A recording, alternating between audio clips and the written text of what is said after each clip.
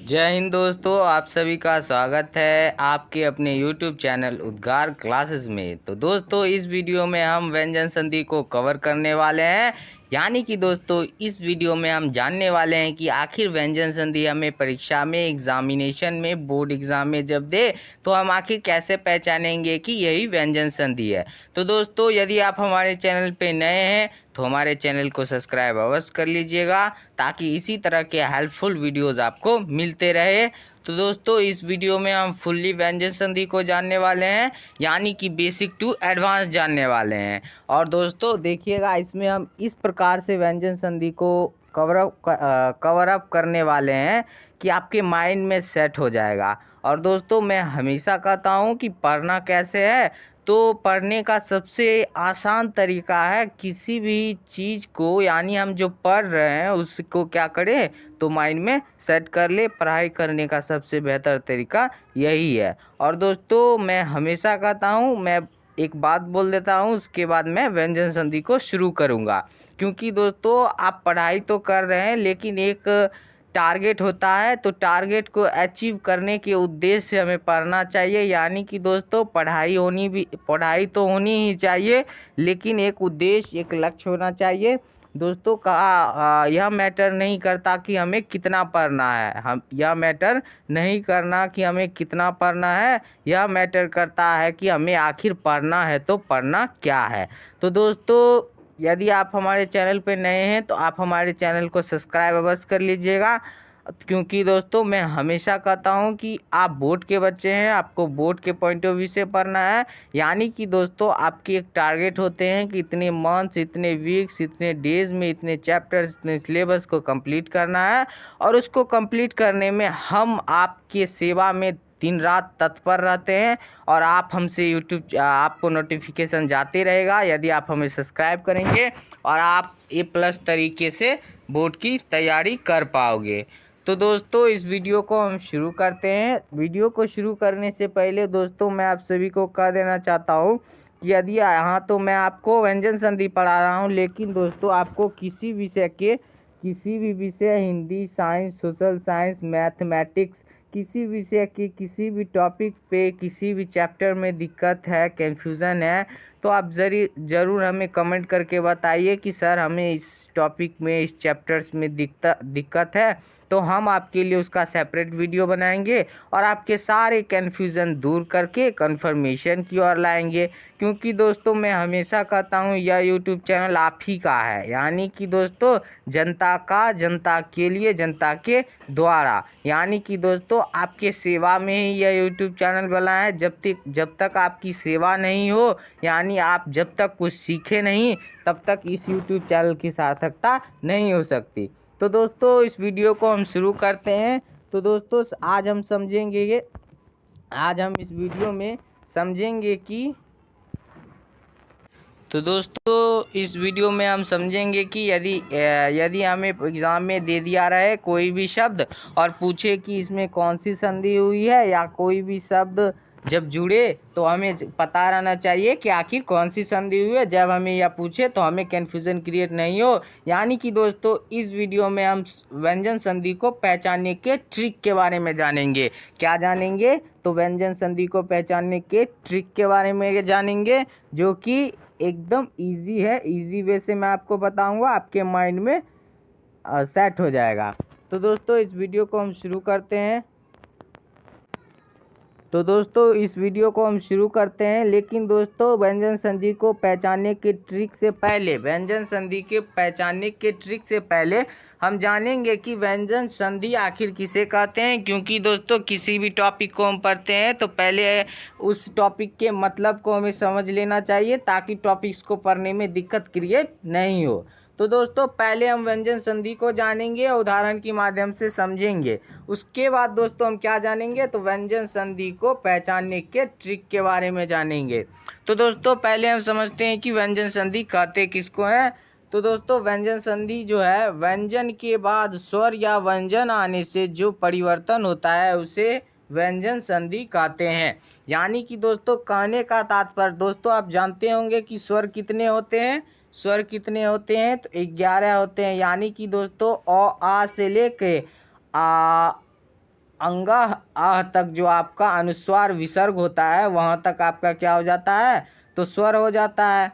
और उसके बाद दोस्तों आपका व्यंजन कितना होता है, तो 33 होता है। कितना होता है, तो 33 आपका क्या हो जाता है, तो व्यंजन यानी क ख आपका क्या हुआ, तो व्यंजन हुआ। तो दोस्तों समझिएगा जरा गौर से, कह रहा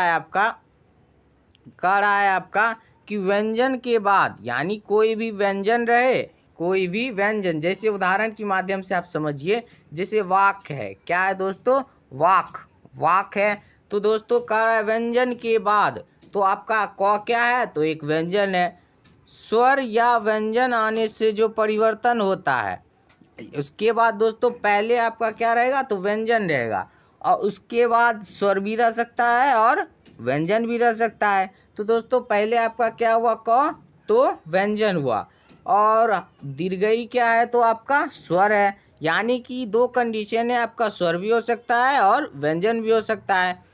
उसके बाद कह रहा है आने से जो परिवर्तन होता है, यानी कि दोस्तों इस दोनों के या दोनों शब्द जो है इसके आने से जो परिवर्तन होता है, यानी इस शब्द को जब हम जोड़े तो यह बन गया वागीश। क्या बन गया, वागीश। वही कह रहा है कि आने से जो परिवर्तन होता है उसे हम क्या कहते हैं, तो व्यंजन संधि कहते हैं। क्या कहते हैं, तो व्यंजन संधि कहते हैं। आई होप कि आप दोस्तों समझ चुके होंगे।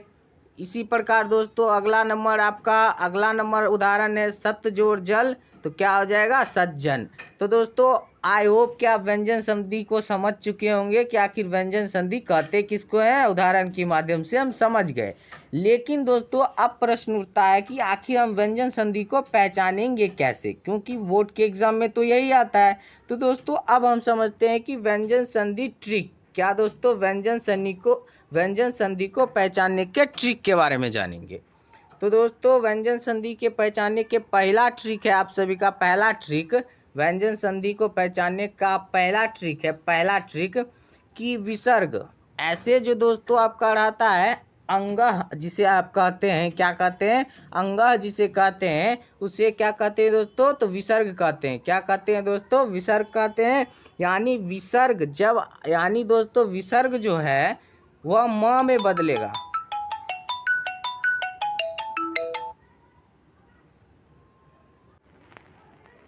विसर्ग जो है वो किस में बदलेगा, तो म में बदलेगा। यानी कि दोस्तों कोई भी शब्द रहे और जब उसको हम संधि विच्छेद करेंगे तो विसर्ग रहेगा तो किस में बदलेगा, म में बदलेगा, और जब म रहे तो तब किस में बदलेगा, तो विसर्ग बदलेगा। यानी कि दोस्तों जब विसर्ग रहे तो म में बदलेगा। तो दोस्तों उदाहरण के माध्यम से हम समझते हैं पहले नियम को। तो दोस्तों आपको कोई शब्द दे दिया रहे कि संक्षेप, क्या दे दिया रहे, संक्षेप। यानी कि दोस्तों कोई शब्द आपको संक्षेप दे दिया रहे और पूछे कि इसमें कौन सी संधि हुई है, और आपके ऑप्शन में रहे स्वर संधि, व्यंजन संधि, विसर्ग संधि। तो दोस्तों आप कैसे पहचानेंगे कि इसमें व्यंजन संधि ही हुई है। तो दोस्तों आप देख सकते हैं यदि हम इसका संधि विच्छेद करें तो दोस्तों पहला नियम था कि विसर्ग किस में बदलता है, तो म में बदलता है। तो दोस्तों संक्षेप में जो है यहाँ क्या है, 100 के ऊपर क्या है, तो विसर्ग है। तो दोस्तों विसर्ग किस में बदलता है, तो म में बदलता है। तो इसका जब संधि विच्छेद हम करेंगे तो आपका हो जाएगा सम जोड़ छेप। आप सोचेंगे म क्यों आया, क्योंकि दोस्तों विसर्ग जो है वो किस में बदलता है, तो म में बदलता है। विसर्ग किस में बदलता है, तो म में बदलता है। तो संक्षेप जो है 100 के ऊपर क्या है, 100 के ऊपर क्या है दोस्तों आप सभी का, तो 100 के ऊपर आपका है विसर्ग। तो विसर्ग किस में बदलेगा, तो म में बदलेगा। तो वही आपका हो जाएगा सम जोड़ छेप। क्या बन जाएगा आपका, संक्षेप। तो आई होप कि दोस्तों आप समझ चुके होंगे। अगला नंबर है संहिता। तो 100 के ऊपर क्या है, तो विसर्ग है, और विसर्ग किस में बदलता है, तो म में बदलता है। तो लिख देंगे सम जोड़ हिता। तो आपका क्या हो जाएगा, संहिता। आई होप कि दोस्तों आप पहले नियम को समझ चुके होंगे। आते हैं अगले नंबर नियम की ओर। अगला नंबर नियम है आप सभी का, अगला नंबर नियम कि दुर्गऊ आधा च आधा ल आधा ज, यह जो वर्ण होते हैं, यानी कि दोस्तों आपका हर दुर्गऊ आधा च आधा ल आधा ज जो है वर्ण, वो किस में बदलेंगे, तो वर्ण में बदलेंगे। आई होप कि दोस्तों आप पहले नियम के अकॉर्डिंग समझ चुके होंगे कि बदलना का मतलब क्या होता है। यानी दुर्गऊ आधा च आधा ल आधा ज किस में बदलेंगे, तो त में बदलेंगे। यानी कि दोस्तों जैसे आप देख सकते हैं कि उन्नति क्या है दोस्तों, तो उन्नति। तो दोस्तों आपका यहाँ पे दो वर्ण मिस है, क्या है, दो वर्ण मिस है, मिसिंग है। यानी कि दोस्तों आपका दो वर्ण यहाँ मिसिंग है। यानी कि दुर्गऊ आधा च आधा ल आधा ज। इसके अलावा आपके दो वर्ण होंगे। इसके अलावा आपके कितने वर्ण होंगे, तो दो वर्ण होंगे, न आधा न और द। यानी कि दोस्तों दुर्गऊ आधा च आधा ल आधा ज आधा न द आधा द। यानी कि दोस्तों आपके जो है आपके कितने वर्ण होंगे, तो आपके होंगे 1 2 3 4 आधा न और आधा द। तो यानी कि 4 2 6 वर्ण होंगे जो त में बदलेंगे। तो दोस्तों आप समझ चुके होंगे 4 2 6 वर्ण जो है वो किस में बदलते हैं, तो त में बदलते हैं। यह नियम 2 है, दूसरा नंबर नियम। तो आप समझ सकते हैं जैसे उन्नति है, आपको प्रश्न बोर्ड के परीक्षा में दे दे कि उन्नति में कौन सी संधि हुई है, तो आप दोस्तों समझ जाएंगे। तो दोस्तों जब पूछे कि उन्नति में कौन सी संधि हुई है, तो दोस्तों आधा नौ यहाँ क्या है, तो आधा नौ है। और आधा नौ आपका किस में बदलता था, तो त में बदलता था, तो आपका हो जाएगा उत्तजोर नति। ठीक उसी प्रकार दोस्तों उद्भव उद्भव उद्भव पूछेगा कि कौन सी संधि है, तो उद्भव यानी द आधा है, तो द यहाँ पे आधा था। 4 2 6 वर्ण जो थे वो त में बदलते थे। यानी दुर्गऊ आधा ट आधा ल आधा ज आधा न आधा द। यानी ये 6 वर्ण जो थे वो किस में बदलते थे, तो त में बदलते थे। किस में बदलते थे, तो त में बदलते थे। तो उद्भव क्या का संधि विच्छेद क्या हो जाएगा, तो आधा द जो था किस में बदलता था, तो त में, तो उत जोड़ भव। तो ठीक इसी प्रकार दोस्तों आपका ये सब उदाहरण है, आप जरूर इसे माइंड में सेट कर लीजिएगा। तो आते हैं तीसरे नंबर नियम की ओर। तीसरा नंबर नियम आप सभी का कह रहा है, तीसरा नंबर नियम कि ग जो है क में बदलेगा, ग जो है क में बदलेगा। तो दोस्तों ग क में बदलेगा, तो जैसे दिग्गज क्या है, दिग्गज यानी हलंत है नीचे, तो यानी हलंत का मतलब क्या है, तो आधा। तो दिग्गज क्या हो जाएगा, संधि विच्छेद, तो दिक जोड़ गज। यानी ग किस में बदलता है, तो क में बदलता है। तो दिग ग है तो किस में बदलेगा, तो क में बदलेगा, तो हो जाएगा दिक जोड़ गज। आई होप कि दोस्तों आप तीसरे नियम को भी समझ चुके होंगे। आई होप कि आपके माइंड में सेट हो चुके होंगे। दोस्तों यदि वीडियो अच्छा लग रहा हो तो चैनल को सब्सक्राइब अवश्य कर लीजिएगा।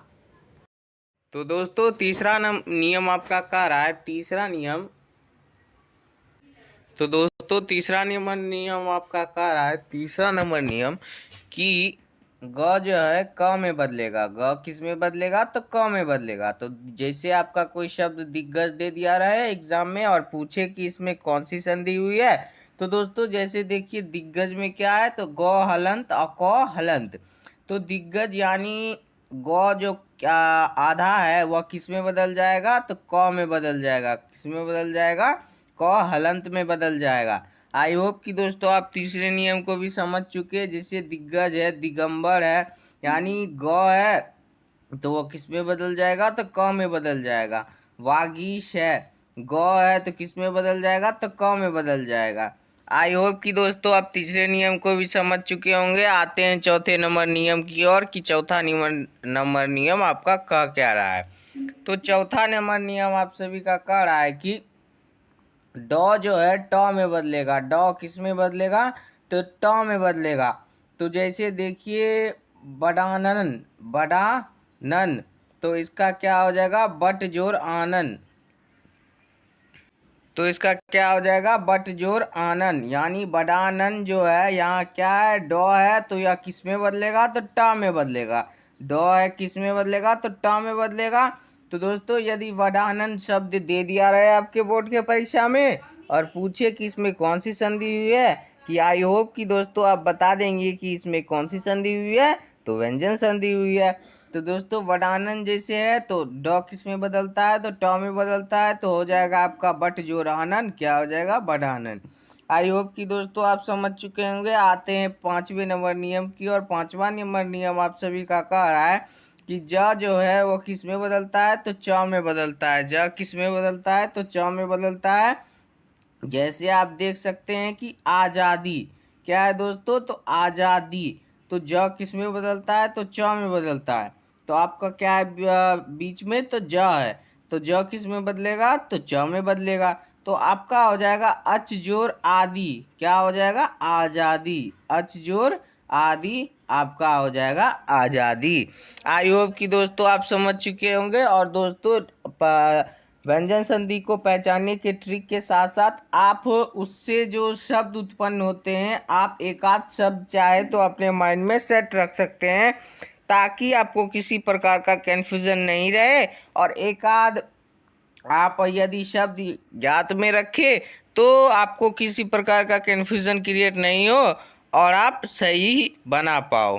तो दोस्तों आते हैं अगले नंबर नियम की। और अगला नंबर नियम आप सभी का कड़ा है। अगला नंबर नियम कि श जो है ईश में ईश में बदलता है, बदलना। यानी कि दोस्तों श जो है किस में बदलता है, तो ईश में बदलता है। तो दोस्तों देखते हैं कि श कैसे इसमें बदलता है। तो जैसे दोस्तों आपको कोई शब्द देवेश दे दिया रहे तो पूछे कि कौन सी संधि हुई है, तो देवेश, क्या है दोस्तों, तो देवेश है। तो दोस्तों देवेश में तालव्य श अंतिम में क्या है, तो तालव्य श है। तो श किस में बदलता है, तो ईश में बदलता है। तो आपका हो जाएगा देव जोड़ ईश, क्या हो जाएगा, देवेश। क्या हो जाएगा दोस्तों, देव जोड़ ईश बराबर देवेश। आई होप कि दोस्तों आप समझ चुके होंगे। आते हैं 7वें नंबर नियम की ओर। 7वां नंबर नियम आप सभी से कह रहा है कि चौ जो है अक्ष में तो दोस्तों आपका 7वां नंबर नियम कह रहा है कि चौ जो है अक्ष को जोड़ना या हटाना, हटना। क्या हो जाएगा दोस्तों, चौ जो है वह अक्ष को जोड़ना या हटना। तो इसके कहने का क्या तात्पर्य है दोस्तों, तो देखते हैं उदाहरण के माध्यम से। उदाहरण आपका है कि स्व जोड़ छंद, स्व जोड़ छंद। तो आपका क्या हो जाएगा, स्वच्छंद। क्या हो जाएगा दोस्तों, स्वच्छंद। तो दोस्तों देखिएगा आपका यहाँ पे च नहीं है, क्या है, स्वच्छंद में आपका क्या है, तो च नहीं है। लेकिन दोस्तों आपको यही याद रखना है कि जब ऐसी सिचुएशन हो तो आप बीच में आधा च लगा के कोई शब्द बना सकते हैं। क्योंकि दोस्तों कोई दो वर्ण मिलकर जब विकार उत्पन्न करते हैं तो उसे हम क्या कहते हैं, तो संधि कहते हैं। तो दोस्तों कोई दो वर्ण मिलके या कोई दो शब्द मिलकर एक जो मीनिंगफुल शब्द बना है, यानी किसी भी शब्द का क्या होना चाहिए, तो मीनिंग होना चाहिए। तो दोस्तों स्व जोड़ छंद क्या हो जाएगा, स्वच्छंद। आई होप कि दोस्तों आप इतना समझ चुके होंगे। आते हैं अगले नंबर नियम की ओर। अगला नंबर नियम आप सभी से कह रहा है, अगला नंबर नियम कि अश्क जो है, अश्क जो है, अश्क आए तो, यानी अश्क अश्क, यानी दोस्तों आपके तालव्य श, मूर्धन्य ष और दंत श होते हैं। तो तालव्य श वाला अश्क और मूर्धन्य ष वाला अश्क आए तो वह श, तालव्य श और मूर्धन्य ष हट जाएगा। यानी अश्क, अश्क आए तो तालव्य श मूर्धन्य ष हट जाएगा। तो इसके कहने का क्या तात्पर्य है दोस्तों, यानी अश्क जब आए तालव्य श वाला मूर्धन्य ष वाला, तो आपके वाक्य में तालव्य श, मूर्धन्य ष और दंत स, क्या है यहाँ पे, मूर्धन्य ष वाला अश्क और दंत स वाला अश्क जब आए तो मूर्धन्य श वाला श और दंत श वाला श हट जाएगा। तो दोस्तों देखते हैं, जैसे आपका है उदाहरण परिष्कृति, क्या है, परिष्कृति। तो आपका क्या हो जाएगा, परिजोड़ कृति। यानी दोस्तों आपका मूर्धन्य श क्या हुआ, तो हट गया, तो आपका क्या बन गया, तो परिजोड़ कृति। तो दोस्तों अगला नंबर आपका उदाहरण है कि संस्कार। तो संस्कार में देखिए दोस्तों यहाँ पे स्व है तो स्व क्या हो जाएगा, तो हट जाएगा। तो आपका हो जाएगा समजोड़ कार्य, क्योंकि दोस्तों यहाँ बिंदु है, विसर्ग है। आई होप कि दोस्तों आप इतना समझ चुके होंगे। आते हैं अगले नंबर नियम की ओर। अगला नंबर नियम आप सभी का क्या कह रहा है? अगला नंबर नियम, तो अगला नंबर नियम आप सभी का कह रहा है, तो अगला नंबर नियम आप सभी से कह रहा है, अगला नंबर नियम, 9वां नंबर नियम की अष्ट जो है वह किस में बदलता है? तो अस्त में हो, यानी अस्त होना, यानी अष्ट जो है वह अस्त में बदल जाता है। तो दोस्तों उदाहरण के माध्यम से देखते हैं। जैसे निष्ठा क्या है? तो निष्ठा, तो निष्ठा का क्या हो जाएगा? नी जोर अस्था, तो आपका बन जाएगा निष्ठा। तो निष्ठा का क्या हो गया? तो नी जोर अस्था, यानी अष्ट जो है किस में बदल गया? तो अष्ट में बदल गया।